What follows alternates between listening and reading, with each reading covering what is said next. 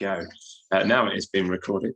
And we will be posting a version of this recording onto our YouTube account for people who weren't able to join us tonight. So if you're not happy with being on camera, please make sure you do take your own camera off during the session. As ever, we have to say a big thank you to National Lottery Heritage Fund for making all of this possible, and we're very grateful for their support. As many of you will know, this is part of the Blue Recovery Project, and we have monthly events, the beach events in Plymouth and Falmouth. So if you're not familiar with the Blue Recovery Project or the Rockpool Project, I'll be speaking a little bit about it after John's talks and how you can get involved. So, Dr. John Bothwell from Durham University, primarily seaweed. And would you be happy with algae specialist? I know it's a bit of a mixed bag, that kind of terminology. John's written, I haven't seen it yet, but I'm keen to get hold of a fantastic book. I shall show you, and he'll talk about it a little bit at the start himself, about seaweeds. I was explaining to John just before we started that we have quite a bit of interest within the Rockpool project. So we have some long-standing seaweed fans, and we also have a lot of recent converts. I didn't say this bit, John, but we've gotten into a lot of competitive rock pooling. We have BioBlitz battles. That's kind.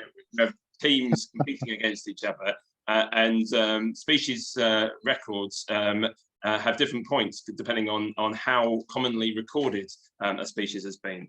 And it turns out that seaweeds have been criminally under-recorded, and so they score quite highly, and it's inspired some of our more competitive team members to become seaweed experts. So I'm sure they might be interested in your book as well. So we'll have to get you on again in the future to talk about that. But today, John's going to be talking about this disturbing and mysterious, and also perhaps a controversial situation in the northeast of England, which is I don't think really registered down here in the southwest as much as it should have, with a mass die-off of not just crabs but other crustaceans in the region over the last year or so.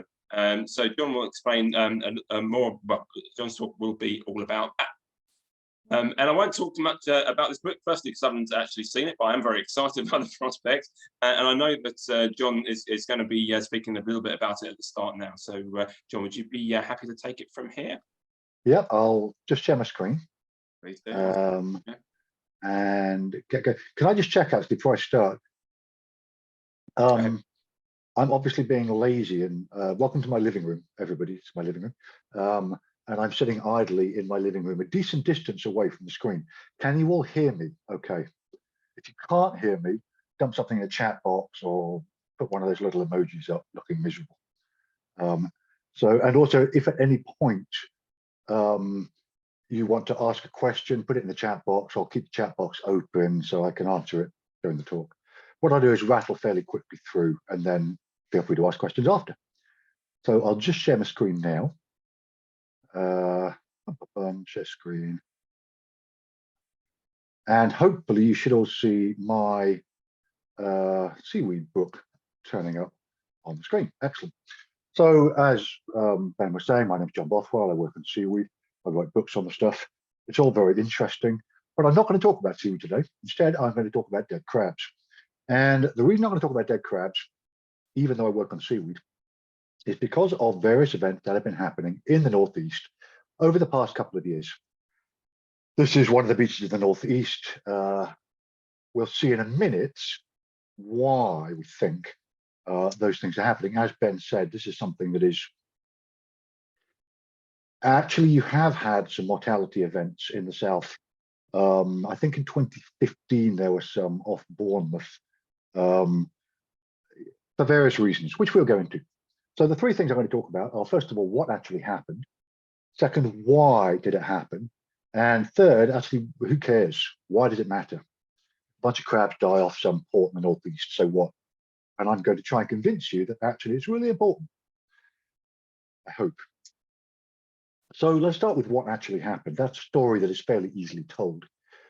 I should also explain, by the way, I'm half American. I'm a bit of a mix. I'm quarter Norwegian, half American, quarter English. But the half American bit of me means I talk really fast. So if I'm talking too quickly, just give me a thumbs down and I'll try to slow down a little. What happens is very straightforward. There's a bunch of ports up in the northeast, based around Middlesbrough, so Hartlepool, Redcar, Whitby, Bridlington. And in the autumn of 2021, so 2 years ago now, a bunch of crabs died and were washed up on the beach around those ports. And at the same time, shellfish catches fell. So the fishermen noticed that all of their nets were empty. Brixham is in there for a reason. I know that nobody living in Falmouth needs to be told where Brixham is. I'm going to use that as a comparison in a minute. So just to remind you where Brixham is. This hit the news, certainly hit the news in the Northeast. It actually hit the news nationally for reasons that we will come to. So you may possibly have seen this in the news. If not, I won't hold it against you. Now, I'm going to sidestep and explain very quickly how government departments work. And there's a reason why I'll be doing this. There's an election and one party wins, one party loses. The winning party gets to form departments. So it puts people in charge of chooses people it likes, puts them in charge of the departments. The department is composed normally of the civil service, who just keep the department ticking over. That's the big green blob in the middle. At the moment, the government department that we'll be talking about is DEFRA, Environment, Food and Rural Affairs, I think. That is headed by a lady called Therese Coffey, who's the Minister for the Environment. Now, Coffey gets advice from a number of sources. She's not an environmentalist. I think she did chemistry at university. She gets advice from a departmental scientific advisor, who's the person on the left-hand side of the screen. Department scientific advisor is usually an academic who's seconded from the university. Basically, academics get senior, decide they want to get a knighthood or damehood, and go and become the departmental advisor. It's Gideon Henderson, I think, at the moment. So he will offer what is independent advice to the minister. The department runs a number of agencies. You'll all be familiar with the CFAS, IFCA, the Inshore Fisheries one, the Environment Agency. They're all agencies that are run by DEFRA. And they're effectively the in-house technical support of the government department. If DEFRA want to investigate something, they will task one of their agencies with doing that. However, it is sad but true fact that occasionally government departments are not run quite as efficiently as they could be. So I know, you'll be shocked. In order to keep the minister honest, there's a thing called the Select Committee. Every department has its own Select Committee. That's the thing on the right-hand side. Select Committee is formed of people from both the winning and the losing parties in the election. And the job of the Select Committee is to hold the department to account. So people can write to the Select Committee or raise concerns with the Select Committee. We did so, as you'll see in a minute. If the Select Committee thinks there's enough to worry about, they will then write to the department and say, look, we would like to perform some oversight on this particular thing that you're doing. So that very broadly is how the government works. And a number of the bodies that are currently in the boxes on your screen have been involved in the events that I'm about to relate. And it's important to remember the difference between the department and the Select Committee, which is a cross-party body that forms oversight on the department, and then the agencies who basically do what they're told to by the minister. So the boring bit out of the way. Let's have a look at what happened over the past few years. In 2021, can I just check? Can you? Oh no, you probably can't see my cursor, can you? No, no worries. Autumn 2021, a bunch of crabs died in the northeast, and enough crabs died that the DEFRA said to actually the Inshore Fisheries Agency up here in the northeast. They said, "What's going on? Can you tell us, please?" And the agency put out a report saying, probably an algal bloom. A bunch of algae are growing offshore. They're releasing poisons. They're killing the crabs. As we'll see in a bit, a number of people questioned that. And a bunch of scientists, myself included, issued a second report saying, we don't think it was an algal bloom. We think it was something else. It might possibly have been pollution in that area around Middlesbrough. There was then a to and froing between agencies, some scientists at various institutes, other scientists at other institutes, all normal academic discourse stuff. And the result was that DEFRA commissioned a panel to look at this. And the DEFRA panel said, we're not quite sure what's going on. It might be a disease. At which point, and we'll come to this as well, at which point the minister, to his coffee, looked at all of the evidence and said, you know what, science is really difficult. We're not going to know what happened. Let's forget about it. At which point everybody got really annoyed, myself included. And the investigation is still ongoing, now layered or made more difficult by the fact that the minister has decided that there's nothing worth looking at. So therefore the agencies aren't allowed to carry out further research. As we will see in a bit, there's a whole thing of politics involved. We'll find out more about that in a bit.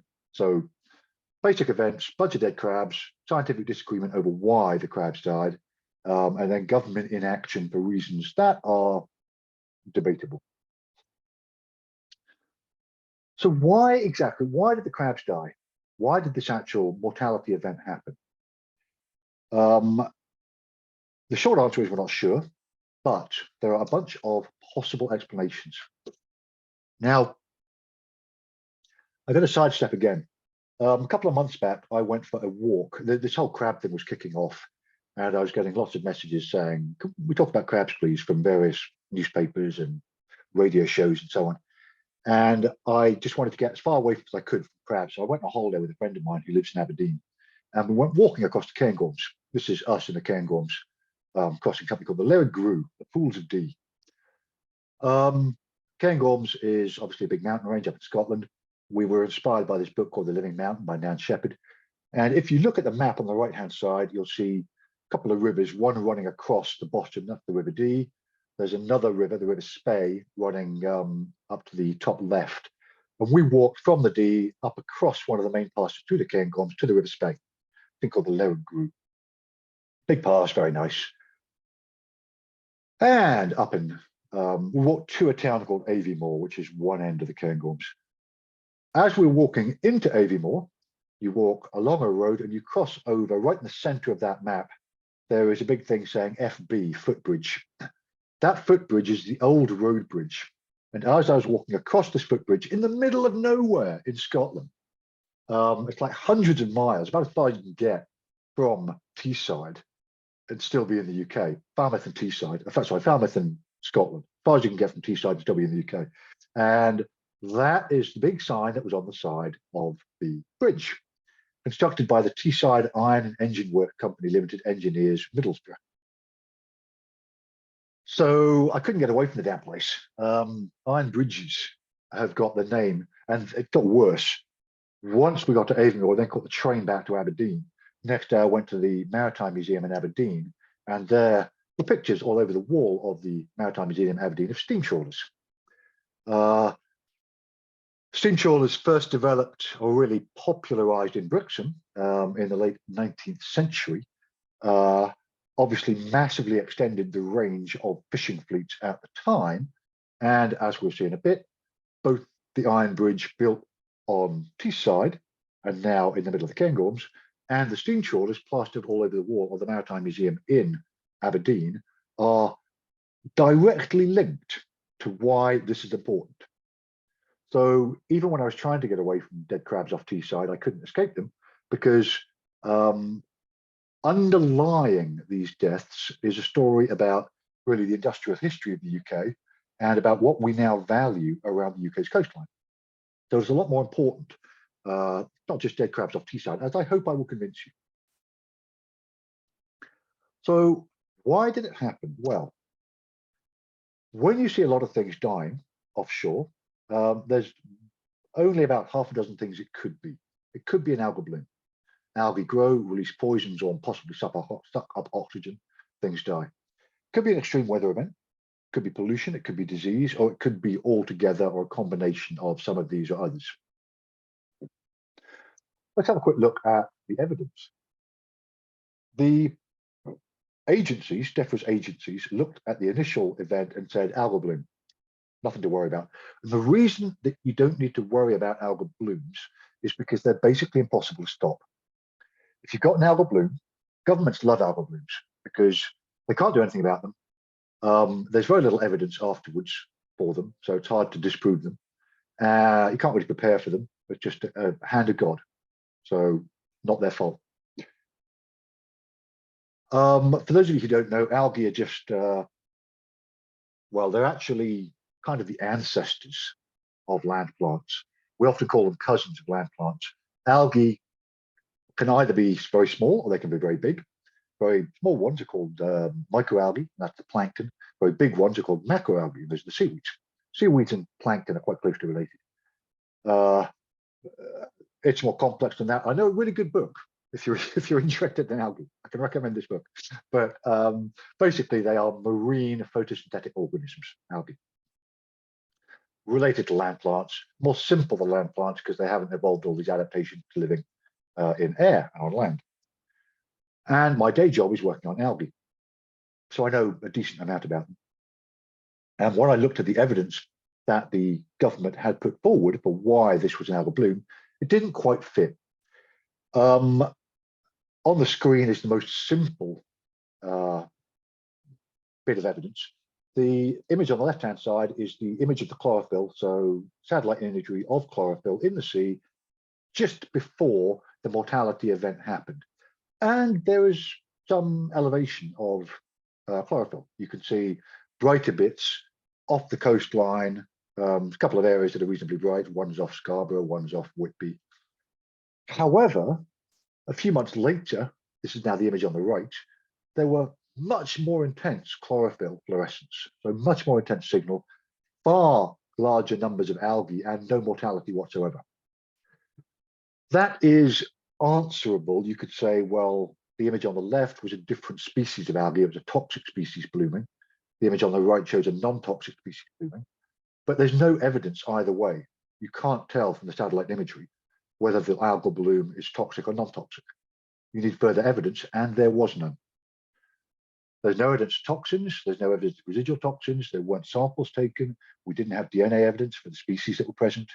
In fact, the image on the left-hand side doesn't even correlate exactly with where the mortality was. So all the government agency did was look at the image, say, there's a bit of elevation, that's good enough. And it's not good enough when you're talking about the livelihoods of quite a large fishing area, as we'll see in a bit.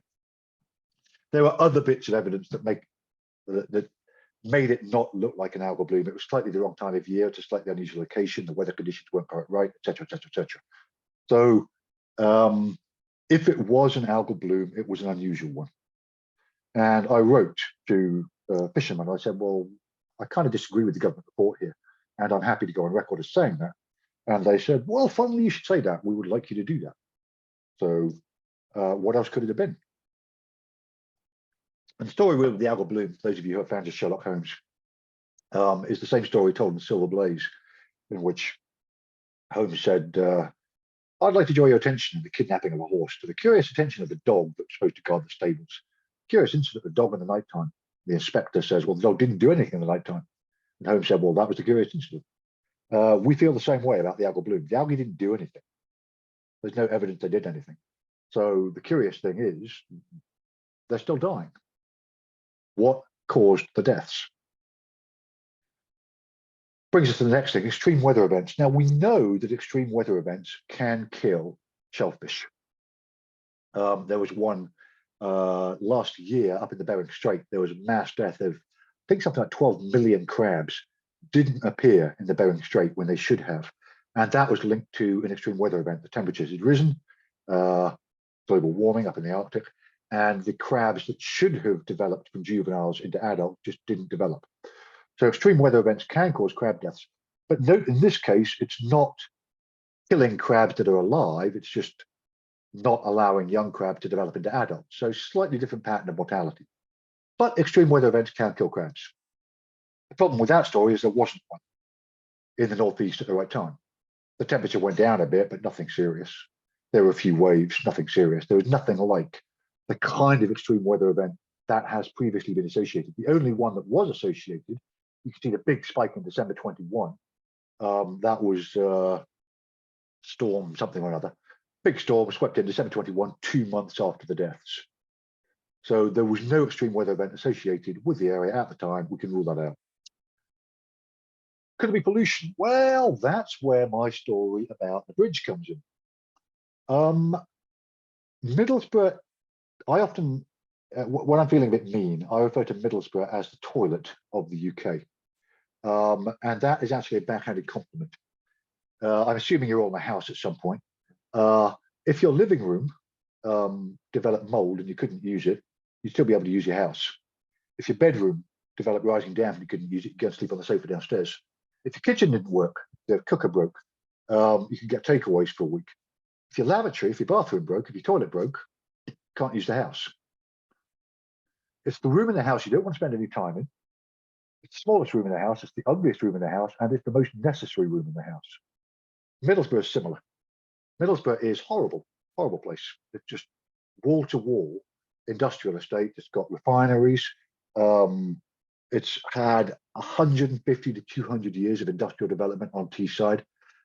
It also handles something like 50% of the petrochemicals that enter the UK. It's the UK's largest petrochemical port, something like the second or third largest port by volume in the UK. You are using or sitting on or burning energy that came in through Middlesbrough. The UK needs it. And it really has taken one for the team for 150 plus years. Initially, it was coal. After coal, it was the coke ovens on Teesside. It was I think, Europe's largest steel works for something like 50 years, all the way through from about 1930 to about 1960, 1970. Teesside was the UK's largest steel works. And every time somebody made steel on Teesside, I think it built the Sydney Harbour Bridge is built from Teesside steel, not just bridges and cairngorms, worldwide, because obviously it was the major steel works operating during the peak period of the British Empire. Anything built from steel in the British Empire came from Teesside. And the waste products from the steel that powered the British Empire has been dumped into the sediment off Teesside. There's an awful lot of pollution sitting in the sediment, in the actual soil of Teesside and in the marine sediment off Teesside. After the steel industry, they still had a bunch of industrial plants there, so they just switched the use of the industrial plants from steel to chemicals. So it's even worse than you thought, because not only did they have 50 years, well, first of all, they had about 100 years of coal, then they had 50 years of steel making, and then they've had the last 30 or 40 years of chemical industry. So I cannot overemphasize how much unpleasant stuff has been dumped into the environment around Teesside over the last 100 years. And it's built up to such an extent that they've now started to dredge the harbour, dredging an area that is full of chemical sediment and taking that dredged material and dumping it about 6 miles offshore. So this all sounds really dumb. We know it's chemically loaded. The Environment Agency has measured it, we've measured it. We know it's stacked with chemicals. They're just lifting this stuff up and dumping it offshore. So it's kind of an obvious that it might be linked to the pollution locked into the sediment. We know there's nasty stuff in there. We've done the analysis, we've done cores, we've done sediment cores, we've analysed these things. We know there's a whole pile of stuff in there. Pyridine is one that attracted some attention in the press, but it's stuffed with really nasty chemicals. We also know those chemicals kill crabs. We've taken the chemicals, we've given the chemicals to crabs, they die in exactly the same way. The crabs that were washed up off Teesside had characteristic patterns of pathology. They couldn't move their front legs, they would collapse, they couldn't right themselves, they were turned upside down. They all had evidence of basically neurological poisoning. This is all consistent with a crab that's been neurologically poisoned. And we know that some of the chemicals that are found in the Teesside sediment are neurotoxins. We know that because we fed them to the crabs and you get exactly the same symptoms. We also know that given the weather patterns that were prevalent, it is possible, this is just a computer model, it's possible for material to have been washed from the dredging site and the dumping site to the areas where we saw mortality. So this all is circumstantial evidence, but there are problems with it because actually neurological poisoning is not that unusual. quite a lot of things can act as neurotoxins. So just saying we found a chemical that can be a neurotoxin does not necessarily mean it's the same neurotoxin that was killing the crabs. Diseases can cause neurotoxins, algal blooms can cause neurotoxins. So it's circumstantial, it points in that direction, but it's not definite proof. Likewise, there are issues to do with the amounts of chemical there. It looks like it might be doing something, but there are, we certainly, scientists involved in this, and this is York, myself at Durham, Newcastle, and Hull, we looked at this.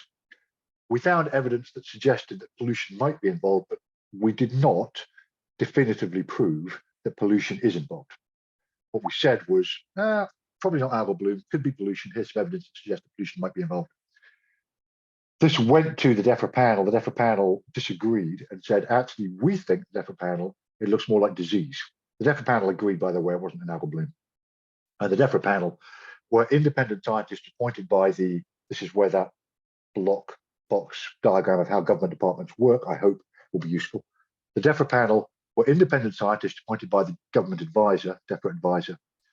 So they had more expertise than the initial agency. They also agreed it wasn't an algal bloom. They said it's probably disease.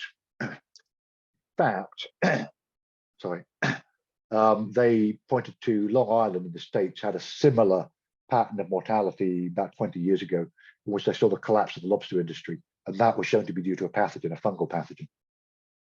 So there are other instances, and I think there was one down, what I mentioned off Bournemouth about 5-10 years ago, where a similar thing happened. A number of crabs died, lobsters died, and it was thought to be a pathogen. Which leaves the final thing of, and this was the conclusion of the government panel, the DEFRA independent panel. They said it's probably a lot of different things. It is possible that in the quotation from the report, several of the stresses considered in this report operated together to degrade the marine environment and lead to the unusual mortality. Now, this is an important point because there's one thing the pandemic, the COVID pandemic has taught us. It's that if you really mess about the environment, then you are going to create new pathogens. Part of the reason we think that why COVID arose in the first place is you've got a very, very stressed environment in which pathogens can move from one species to another. And exactly the same thing can happen offshore. So there's quite a lot of evidence pointing to this model in which a degraded and stressed marine environment starts to throw up pathogens. This is something we're investigating at the moment.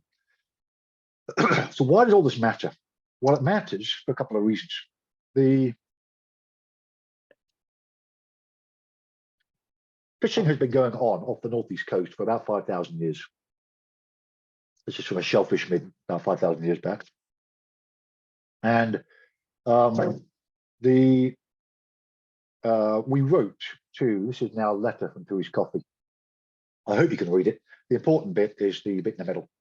Blah, blah, blah, blah, blah. With respect to the economic impact, landings data assessment is detailed in the NIFCA stop, that was the original report, indicated, and this is the important bit, at a regional scale, landings in late 2021 were broadly in line with historic data. No, they weren't, and I'll show you.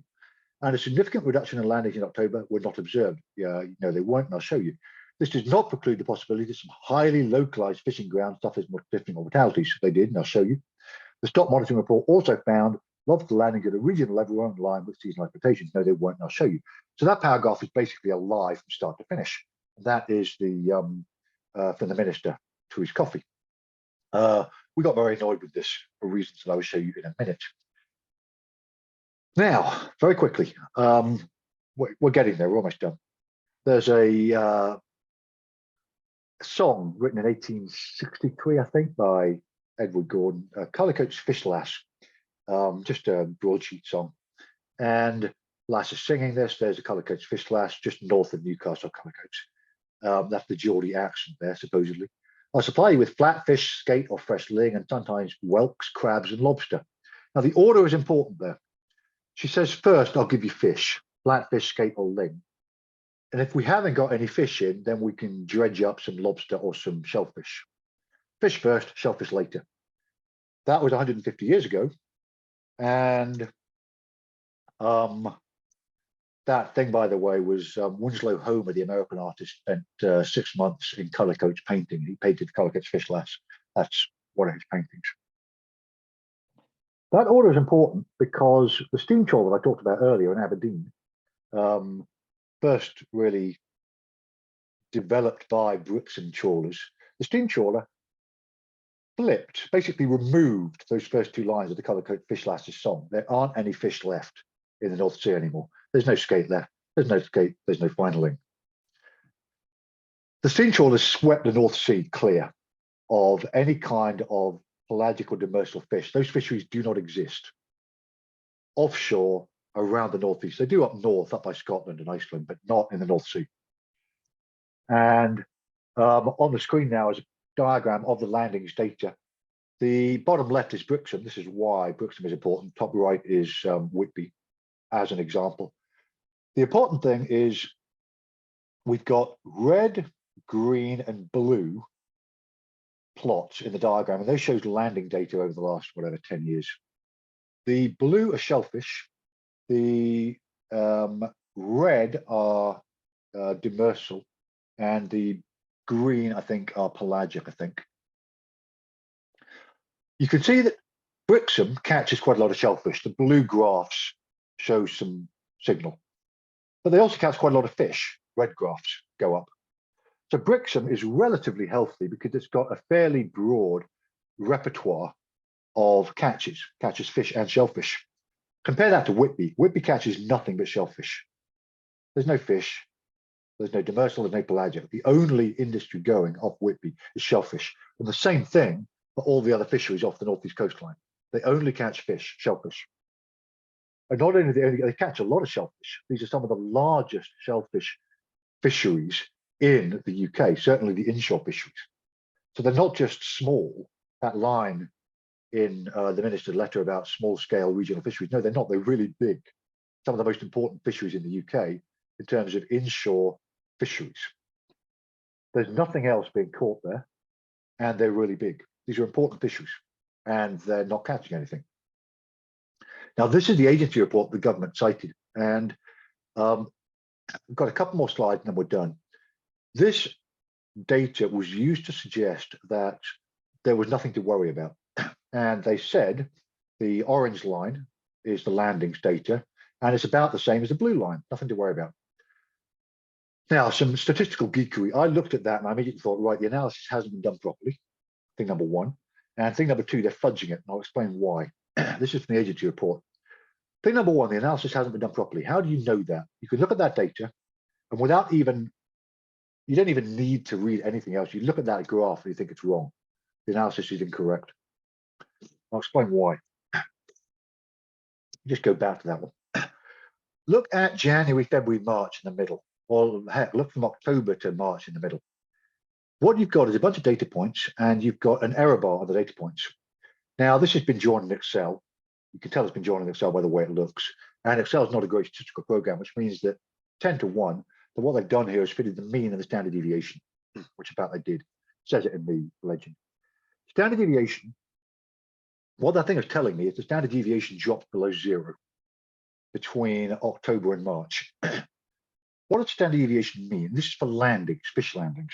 What does standard deviation mean? Well, the standard deviation is a measure of the likely location of the mean. You've got the normal distribution on the bottom there. The mean is mu, the center point of the normal distribution. Standard deviation says the true value of the mean is basically there's about a 60-70% chance, 67% chance that the true value of the mean is between plus and minus, or minus and plus 1 standard deviation. So there's about a 2/3 chance that the true value is somewhere between those two values. That's all the standard deviation tells you. That's it. So what that fishery landing data as presented by the government agency was telling me, or what it was saying in the graph, it was saying, because the standard deviation dropped below 0, it was saying there is a 30 or 40% chance that the mass of the landings caught for 6 months were negative. I can tell you there's precisely no chance at all that the mass of the landings caught were negative, because negative mass isn't a thing. doesn't exist. Antimatter doesn't have negative mass, it has negative charge. So there is no such thing as negative mass. It is impossible to have a negative landing catch, which means immediately that the government applied the wrong statistical analysis to the data. And you can tell that just by saying that standard deviation just below 0. You can imagine my glee at discovering this, because I went immediately to the agency and I said, your stats person did this wrong, didn't they? And they went, yeah, they did, sorry. Now, that's thing number one. And in fact, when you redo the stats, a slightly different story emerges, as I'll show you. The other thing is that orange line that's presented there to show that all is right cheats, because what it does is it mixes two things up. It combines two things. There are two kinds of boats. There are big boats and small boats. Small boats fish inshore and have to be under 10 meters. Large boats are bigger than 10 meters and they fish way offshore. The mortality that we saw off the northeast was always inshore. They were washing up on the beaches. The inshore fisheries were collapsing. What the government agency did was combine inshore and offshore. And the offshore stuff wasn't affected because the offshore stuff was 10 miles offshore. And also different species. It was nephrops and a bunch of other things. So what the government agency did was combine them. When you remove that, as I did, the story changes quite dramatically. And in fact, that's the plot on the side. There you can see Amble, a comparative port to the north, is basically fine. Big gap in the middle of the pandemic, obviously nothing caught. Go further down now, Scarborough. Scarborough is actually okay, also okay. Redcar, flat lines. Same picture holds for Staithes, same picture holds for Middlesbrough, same picture holds for Hartlepool. There is no catch. So that thing that the government agency said was wrong. There was a demonstrable, complete killing off of landings, as shown by the government's own data that they didn't analyze correctly. So, 2 more slides and then we're done. Why is it important that, well, apart from the fact that it's important that this event, these mortality events, which continue to be ongoing, there's still crabs dying, we still haven't seen the landings, the fisheries recover. Quite apart from the fact that you've got a large UK inshore, some of the largest UK inshore fisheries are flatlining, and it's the only fishery left because we've already overfished the North Sea. There isn't anything else to catch. Apart from that minor economic impact, there are obviously ecological impacts because stuff eat crabs, birds eat crabs.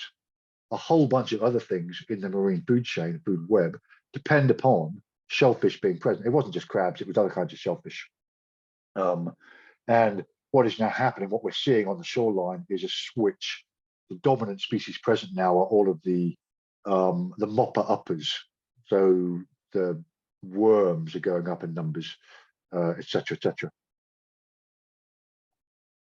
I would say that we had seen a drop in bird numbers, and we have seen a drop in bird numbers. The problem is that we can't actually ascribe the drop in bird numbers to the lack of food because bird flu.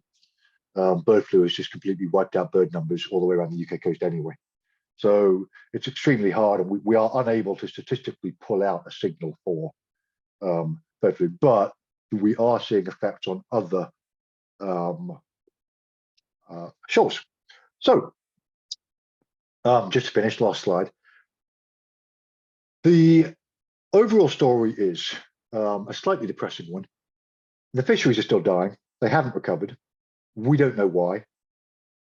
DEFRA, the government agency whose job it is to keep these fisheries alive, or at least investigate why the fisheries are dying, has said that they don't think they need to.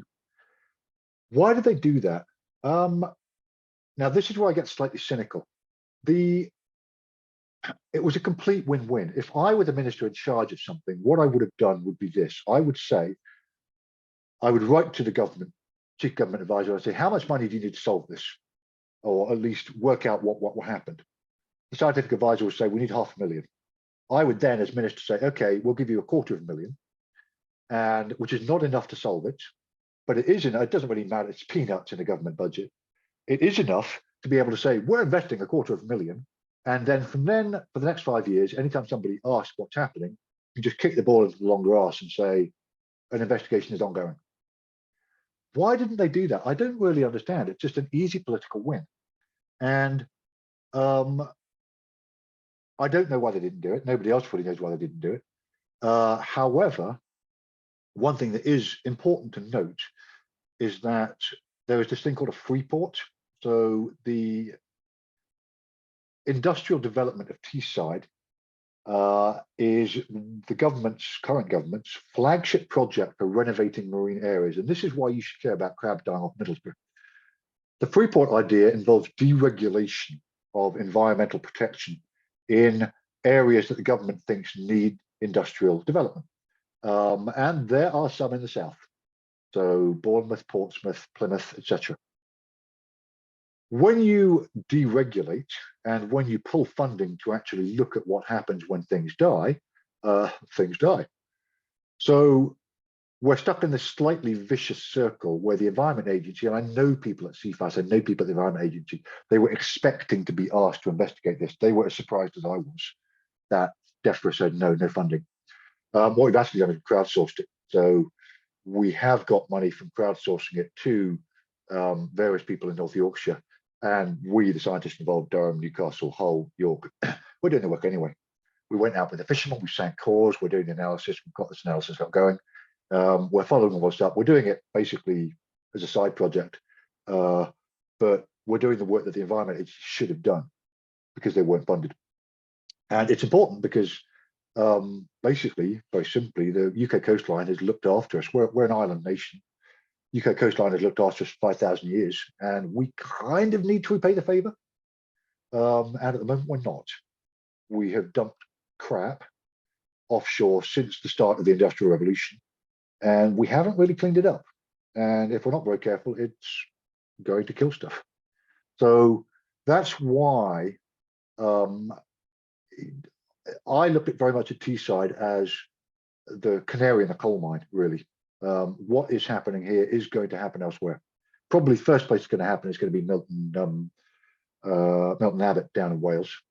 It's probably going to start happening off the east coast as well, down by Essex. There are various other places that are suitably stressed, but they are probably going to start seeing this kind of large-scale mortality event if what is actually happening is multiple stresses interacting. Anyway, I've talked quite enough. Thank you very much for listening to me. It's been a pleasure. Any questions, put them in the line or just talk to me. I'll stop sharing now. I have a question, if it's okay to go first. Yeah. Hold on, let me just stop sharing and yeah, far away. Cool. Who so are you've you? mentioned... Sorry, which one? Oh, Samantha, sorry, nice hi. Yeah, I came in 10 minutes late. I was still working. I was driving home from work. So I missed the first 5-10 minutes, but I think I've captured enough, I hope, to get the gist of it. Just pictures of me for the first 10 minutes, you missed nothing. Okay. But yes, my name is Sam or Samantha. I don't work in this area, but I have an interest in crabs and rock pooling, and I am a scientist. I work in the pharmaceutical industry, so I'm aware of the ethics and of data manipulation. So my question is, has there been any discussion, because you've not mentioned it specifically, around, or any, not just discussion, but any advocacy, for really strict no fishing zones? And I know you said about free ports, we're looking at deregulation, but we have seen, as you said, with really stressed environments in other countries, other island nations, smaller island nations, where they do enforce really strict no fish zones, the surrounding areas recover as well. Yeah. But I don't know, has there been any discussion around that for England specifically, or the UK specifically? Is that something we could investigate? Well, this is a slightly double-edged sword because the current popular thing is the HPMA, so the highly protected marine areas, where you're supposed to hive off and do nothing at all in that area.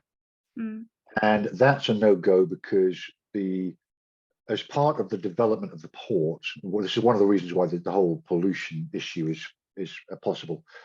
In order for a port to be brought into the 21st century, it needs to have a deep water harbour. In order to have a deep water harbour, you need a lot of draft. In order to have a lot of draft, you need to dredge. And you need to remove sediment that's been sitting there. They're doing something called capital dredging, as opposed to maintenance dredging. Capital dredging, they are deepening the harbour by like 10 meters, which is 150 years worth of pollution. But capital dredging and any kind of shipping would be prohibited by an HPMA. and the fishing actually happens in a lot of the shipping lanes, or happens very near to the fishing lanes. So it'd be quite difficult to completely ban any activity in that area and still keep the port commercially viable. However, more or sort of lighter touch restricting of fishing is possible. At the moment, you don't need to because there's nothing there. There's nothing to fish. What we're looking at, the scientists involved and the people, and one thing I should have said is that the local communities have just been amazing. In my talk, I made it sound like the scientists are wonderful and great, and we're, doing all this wonderful stuff. We're not. We're just taking some samples and running them on our machines. The money's being raised by the local communities. The fuss is being made by the local communities. They're bombarding people with freedom of information requests. They're getting data that we are using to analyze, but it's all being done by local communities.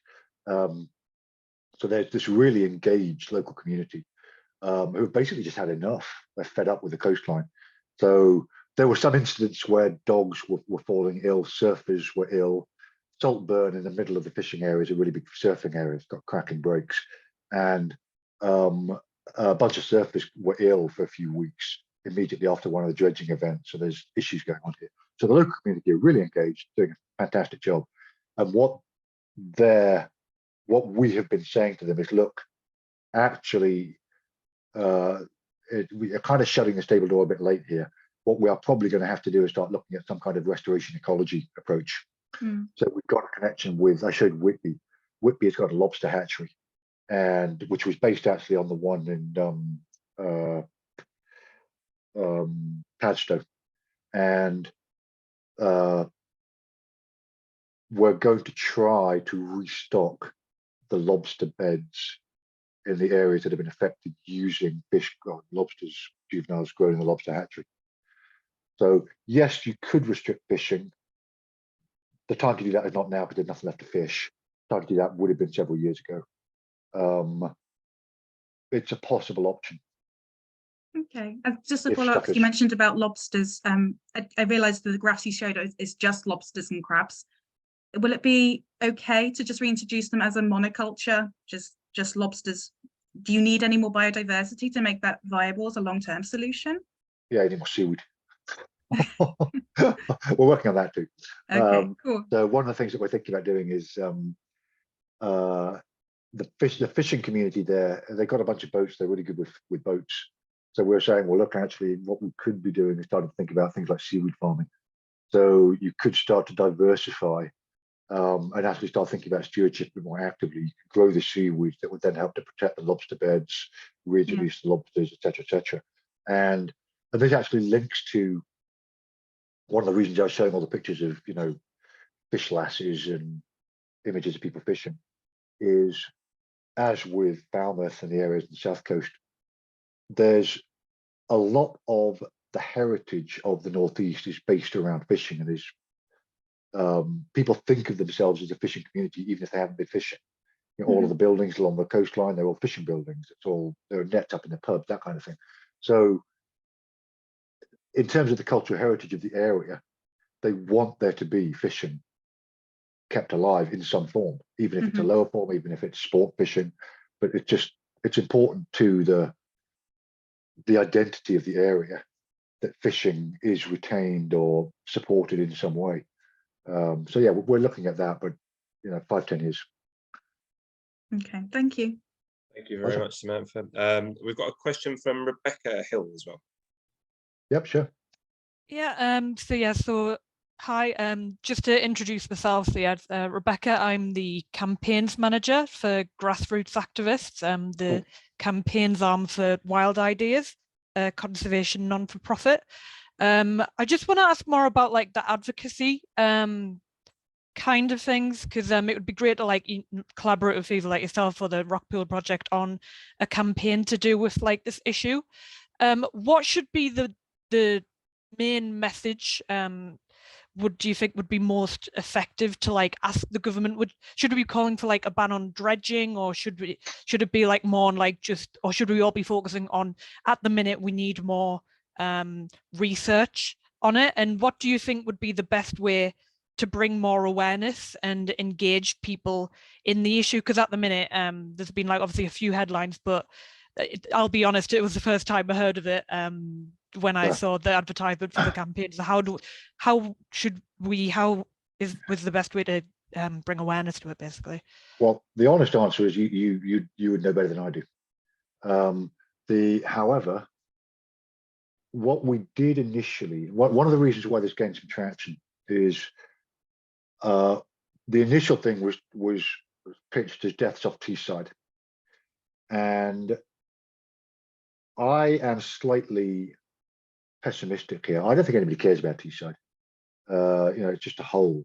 Nobody likes a football team. It's just this dump in the middle of the northeast, and mainly because nobody knows what it does. Nobody realizes that. I say, if you're burning energy, half the energy you're burning is from Teesside. Came into Teesside. And all the petrochemicals. The reason why the place is a hole is because when the petrochemicals arrive, they are then processed, so they're refined. So all of the feedstocks that go into plastics, polyester. If you're wearing polyester, there's a decent chance it was processed in Teesside. It's just the major chemical refinery. ICI's main plant was in Teesside. So, because people don't know what it does and because it's a horrible place, they don't care about it. And there's this perception, I think, that it's almost like the price you pay. If you are an industrial town, then of course you're going to have a dead coastline. That's just the way it works. Yeah. You've got the employment in the industrial area. You don't deserve a nice coastline as well. Tough. And fairly early on, we said, look, stop telling people about Teesside. Stop telling them actually it's the Yorkshire coast that's dying off. So it's not Teesside. We switched to Redcar, to Staithes, to Saltburn, the surfing area, to Whitby. Once people start seeing pictures of Whitby Abbey with a bunch of dead crabs, they pay a bit more attention. So, and this is important because I think it's important because I'm a marine biologist. I got involved in this in the first place. I don't like dead crabs. I like shorelines that are alive. And it's a story that is about the way in which a community interacts with the sea. So what we did was we switched the story from Teesside fishing community. We thought nobody's going to care about fishing in Teesside. What they're going to care about is the despoilation of the marine environment. And actually, kind of coincidentally, at the same time, the sewage thing kicked in. So Saltburn's got a big sewage inlet. So there was then the story of both the pollution, possibly from the dredging, and the sewage. And the entire coastline got hit quite badly. So we're looking at that as well. How is the sewage interacting with? So so the first thing we did was we switched the story to a narrative that we thought people would care about. We started to put stories in the papers of people walking their dogs on the beach. This is the beach. It's not fishermen on some key in Teesside. It's actually the place you would go to have a holiday is the place that's getting affected. I don't know how effective that was, but we certainly saw a lot more people interested in it. It was picked up a lot more by the news. The images that were being used changed. It wasn't a fisherman holding a dead lobster. It was, Whitby Abbey with the sun setting and that kind of thing. So that's thing number one. Get a narrative that actually people care about. In terms of putting pressure on government agencies, that has been harder. And the reason I showed that image at the start is that we, the researchers involved, have actually had nothing but love from the agency. The agencies have been great. The problem is that if they're not told to do something, they can't do it. So if they don't have orders from the department, they don't have the funds. They don't have the funds. They don't have the orders. They can't do it. They've made stuff available, and we've been talking to them. They've got data. They've given us the data they've got. We are almost. But in terms of getting the money together to actually do the research, what we have been trying to do is sell it more as the renovation. So we've been trying to steer away from the give us money so we can say the government is wrong. We've been trying to build the story around give us money so that we can rewild this area of coastline. If that works, I'll let you know. But and also, if you know the answer, tell me. Oh yeah, it's a hard one. Unfortunately, like I think to do with it being like crabs as well. like there's a very strong like mammal bias you see a lot, and like cute animal bias you see a lot with like these sorts of things. So you kind of have to go from it from like, oh, what do people, instead of like the environmental reason, a lot of the time you have to go through like oh, it's beaches and stuff and it's your holiday kind of thing. Yeah, well, that was why we started to switch to the more, the place that you go on holiday is dying. Yeah. Basically. Because again, dead crabs, they're a bit shocking, but after a while, dead crab frankly look quite a lot like a live one.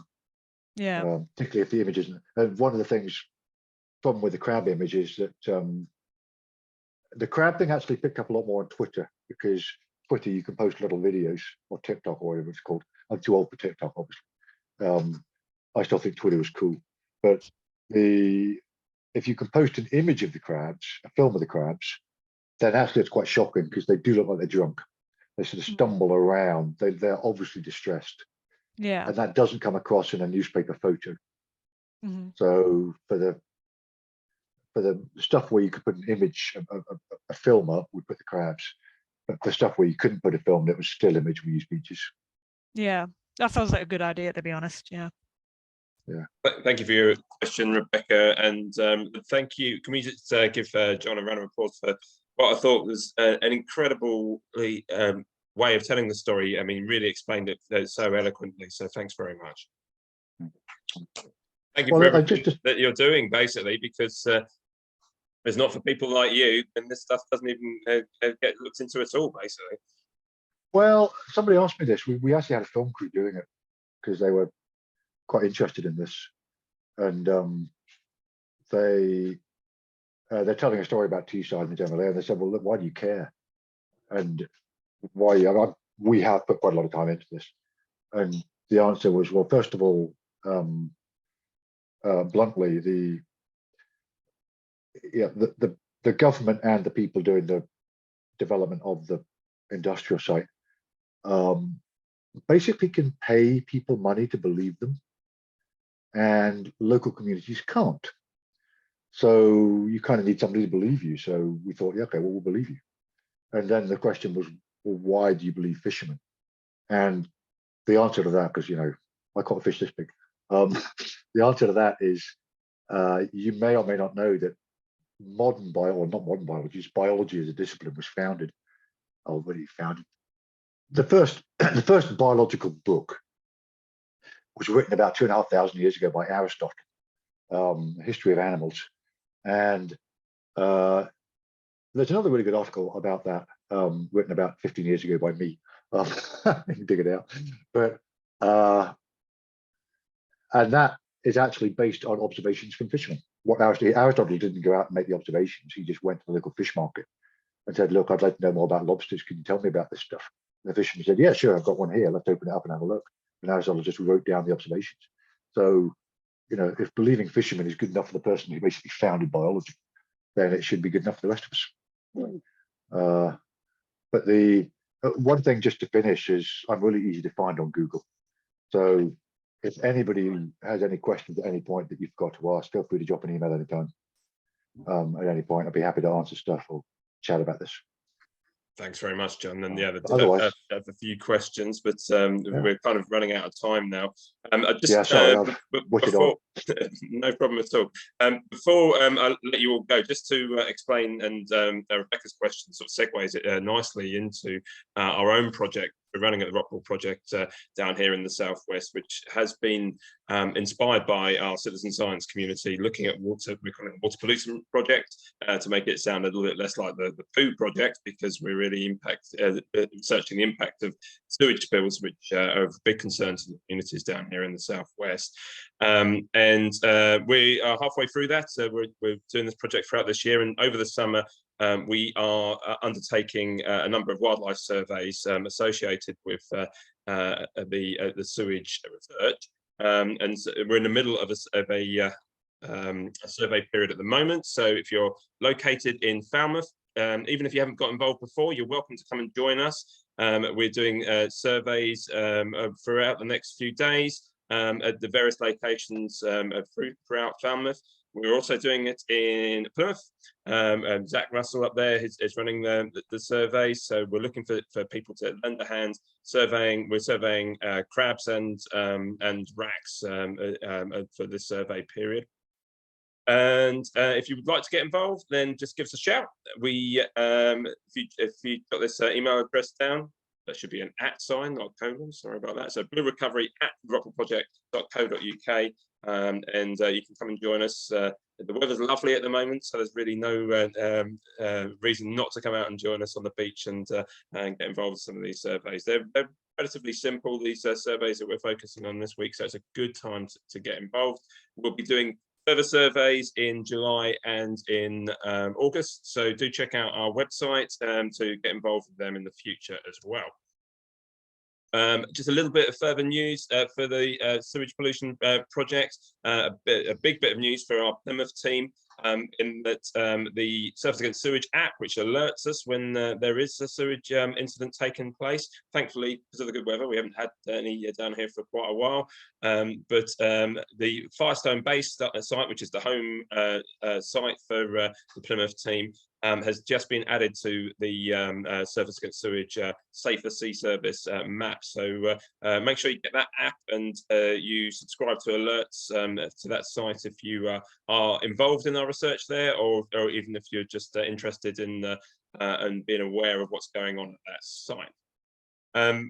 Because we're out of time, I can't really elaborate on the other bit of big news, in that we've finally had some results back for our water samples. We're very grateful for Simon Usher at Plymouth University for providing some initial results for the water samples that we collected in Falmouth.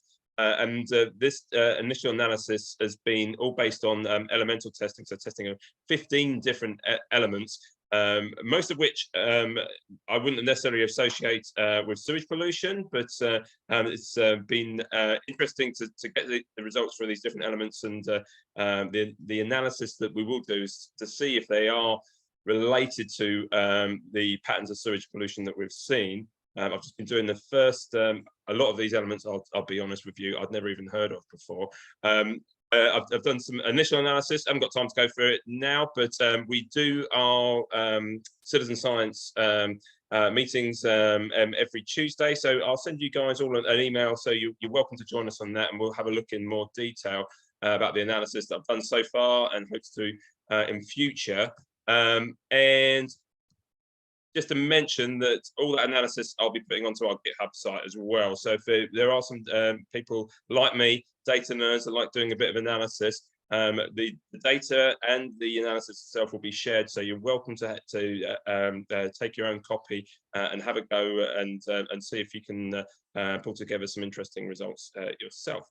I was interested in the parallels John would be saying up in the northeast, because down here in Cornwall we've had mining waste accumulating in the sediment for hundreds of years as well, and so this elemental analysis, even if it isn't related to sewage, it might throw up some interesting, well, has thrown up some interesting stuff. But so we'll have to see what we pull out from that.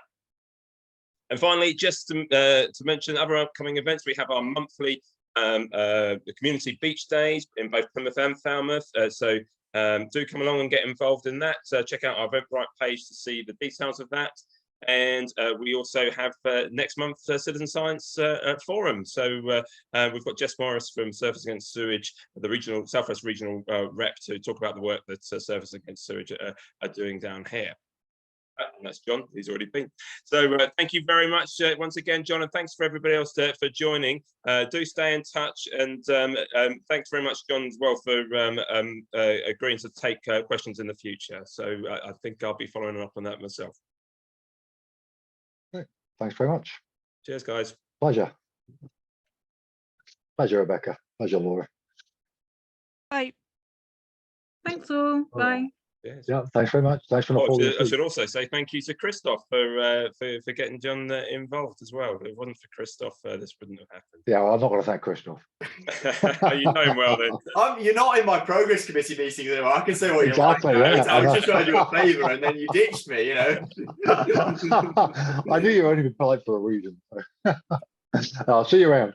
Yeah, Thanks, but Matt. thank you again. I'll, Let me know when you're next on campus. Yeah, or- no problem at all. Yeah, that really was brilliant, John. And I like from the start when you were explaining about how governments agencies work, it's just you know, you kind of think you know this stuff, but the way that you've sort of displayed it and described it was really helpful. So thanks for that. It's well, yeah. Anyway, any yeah. If I can ever be of any further help, drop a line. But nice to meet you both, and enjoy the weather. Yeah, well, Cheers. take care. Bye. Bye.